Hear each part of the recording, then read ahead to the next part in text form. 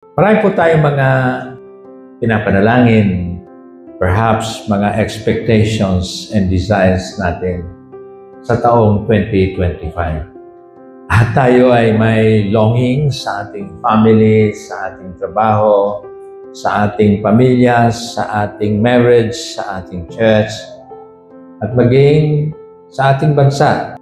But it's good to bring all these things sa context ng ating pananampalataya.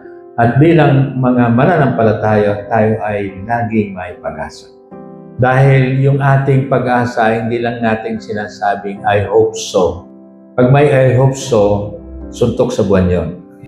Ngunit ang ating pag-asa po ay nakasalalay sa Panginoon. He is our hope. Hindi yung kinabukasan. Ang pag-asa natin is our God, who is our hope. At yun po ang nagbibigay sa atin ng katatagan na magpatuloy. Dahil sa buhay natin, it is just normal sa ating paglalakbay ay meron tayong na-encounter ng mga challenges na nakaka-discourage sa atin at nakapanghihina, nakapanglulumo. But our hope is the one that strengthens our faith upang tayo magpatuloy. Bahagi po ng buhay natin, hindi lang buhay ng iglesia, is this kind of challenges, kung hindi financial, sickness, and so on. At yun po ay kailangan nating tingnan kung paano tayo magpapatuloy sa ating paglalakbay sa Panginoon. Ngayon po na ating wini-welcome ang taon na ito, ay ito'y punong-puno ng mga bagay na hindi pa nagaganap. Marami pang magaganap, hindi nga natin alam yon. But that is what the future is. It is full of things that never happened yet. It is yet to come. Because pag ganoon, tinitingnan natin, ay depende rin sa ating temperament, depende rin sa ating personality. Merong mga taong kaagad ay nakakaroon ng agam-agam. So it is a normal experience that we feel anxious, nag-aagam-agam tayo. Tayo'y medyo natatakot, depende sa kinabukasan. Meron tayong feeling of restlessness towards the future. But if we look at the future with confidence, tayo nagtitiwala sa Kanya, then we can enter into the future. Pwede nating pasukin ang kinabukasan in order to let the future transform us by the power and the presence of God.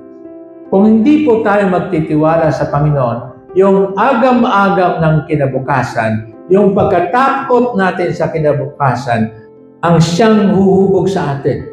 So imagine mo, sa 11 buwan pang natitira, lagi kang anxious, lagi kang takot, lagi kang hindi makatulog.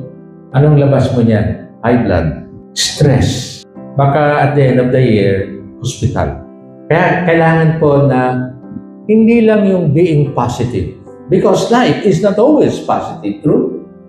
Sa sinasabihan, be positive. Hindi ka talaga positive ang buhay. Ang challenge po natin is be hopeful.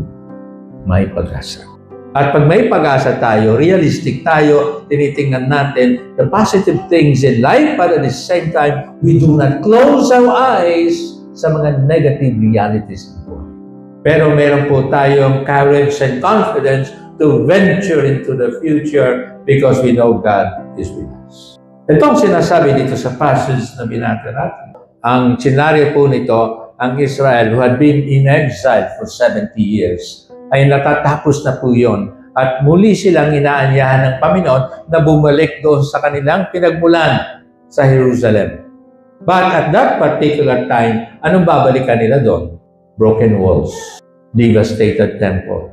Kumbaga, walang ipinapromise na kinabukasan ang Israel during that time. Imagine mo dyan, ang ganda na ng buhay mo sa Manila. Ang ganda na ng trabaho mo kung saan ka nagtatrabaho. And the Lord says, pack up. Saan tayo, Lord?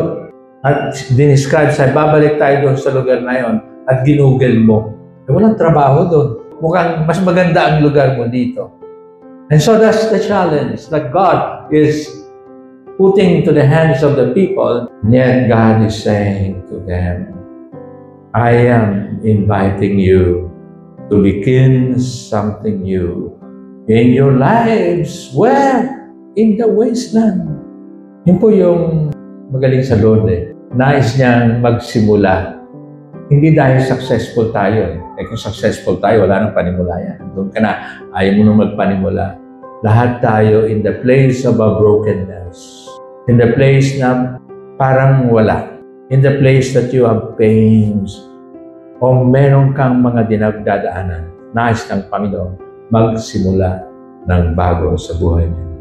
Kaya tayo po inahan niya ng Panginoon na tumugon sa panyayang ito with hope and help from the Lord. Whatever we went through for the past year, kung nasaan tayo sa kalagayan ngayon na when we look at the future, medyo may agam-agam tayo. The Lord is saying, I want to start something beautiful there.